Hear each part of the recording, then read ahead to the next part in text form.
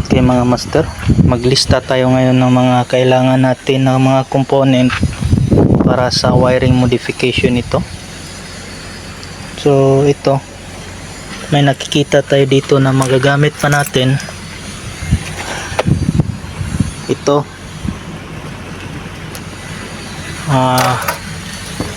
ito lang ito, pero ito parang hindi na.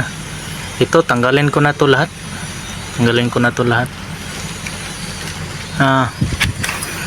Bakit ko pala tanggalin? Kasi wala na, nasira na yung module nya.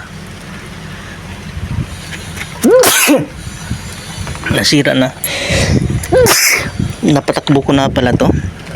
May video man tayo na upload doon sa ano natin, Facebook natin.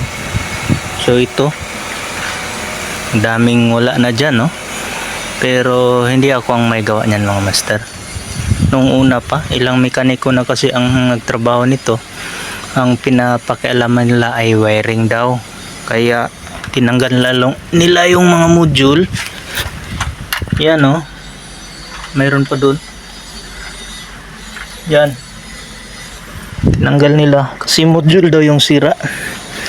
Sayang naman. So hindi module yung sira mga master, hindi electronics, kundi hydraulic lang yung sira. Sayang. So pinutol-putol na nila lahat ng wiring. Hindi sila naglagay ng tagging, at saka yung mga module nasira na kasi nag-direct sila doon. Marami silang direct. Saka nasunog yung machine ECM, sunog na siya.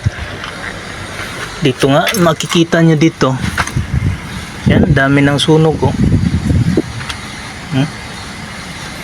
Yan, oh, di ba? Dito ang daming putol. Hindi ako nagputol yan, ha. Pang 10 mekaniko na kasi ako nito mga master. Ano to? Galing pa to ng ano, Maynila. Galing pa ng Maynila, pinadaan pa nila ng Cebu hanggang sa pinadala nila dito sa akin sa Davao.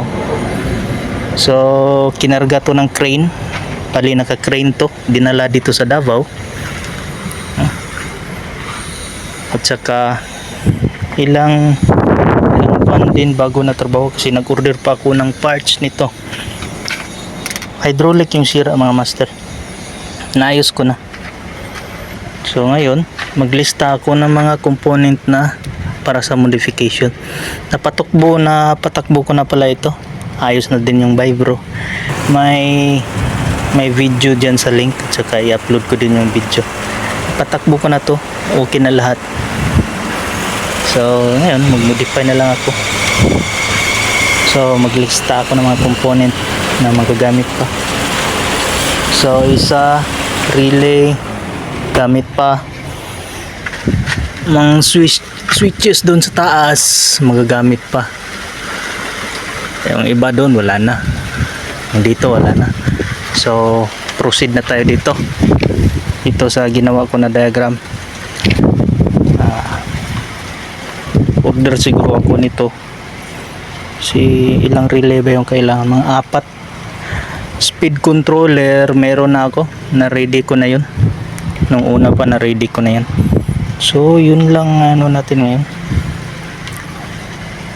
about sa listing. Lista tayo ng mga wiring ng mga dapat bilhin. So okay.